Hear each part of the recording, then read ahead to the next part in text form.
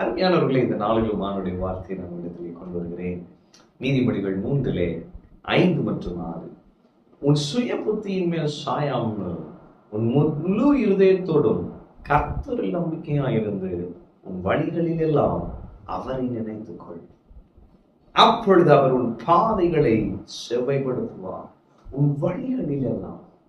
அப்ப நம்ம போகிற பாதைகளில் எல்லாம் என்ன செய்யணுமா?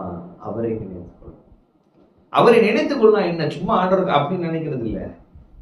அவரை அங்கீகரிக்கணும். என்னன்னு, நான் என் சுய புத்தியின் மேல் சாயாம, என்னோட அண்டர்ஸ்டாண்டிங்ல என் வாழ்க்கை இல்லை, என்னுடைய எபிலிட்டி, என்னுடைய பலனிலே என்னுடைய வாழ்க்கை அல்ல, என்னுடைய திறனிலே என்னுடைய வாழ்க்கை அல்ல. நான் கர்த்தரை சார்ந்திருக்கிறவன். கர்த்தரை மட்டும் சார்ந்து அவர் சொல்வதை மட்டும் கேட்டு அவரையே நம்புகிறவன். அவரை நம்புகிறபடியால் என் வழிகளில் எல்லாம் அவரே என் ஆதாரம், அவரே என் அடைக்கலம், அவரே எனக்கு பலத்த அரண், அவரே என் பாதுகாப்புன்னு அவரை நான் நினைக்கிறேன். அவர் தான் எனக்கு எல்லாம் நான் நினைக்கிறேன். அப்படி அவரை நம்பி, அப்படி அவரை நான் நினைக்கும் பொழுது அவர் என்ன செய்கிறார்?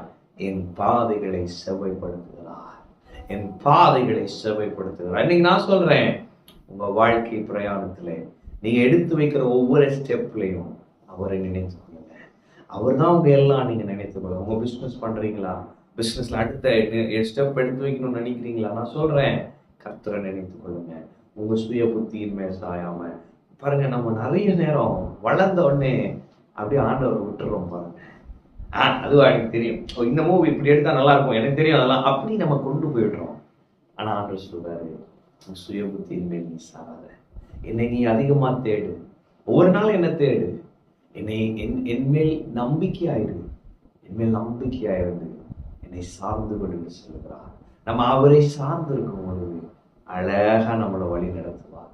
நீங்க எடுத்து வைக்கும் ஒவ்வொரு அடிகளிலும் அவரை நினைத்து கொள்ளுங்க. அவர் தான் உங்க பாதுகாப்பு, அவர் தான் உங்க அடைக்கலம், அவர் தான் உங்க அரண், அவர் தான் உங்க ஆதாரம்னு அவரை நினைத்து கொள்ளுங்க. Acknowledge him as your source.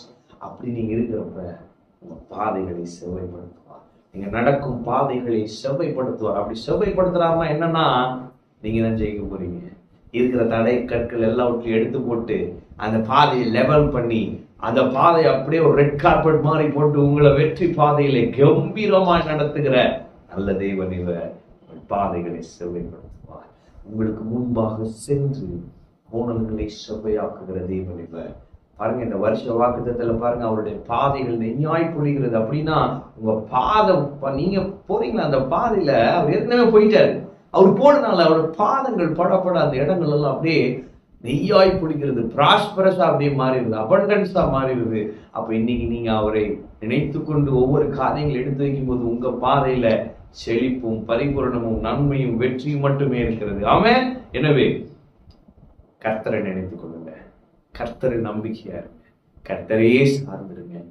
பாதைகளை செவ்வைப்படுத்துவா, நீங்க வெற்றி உள்ள வாழ்க்கை வாழ்வீர்கள். ஆமென். கர்த்தர் உங்களுக்கு இருக்கிறார். கர்த்தரை ஆசீர்வதிப்பார்.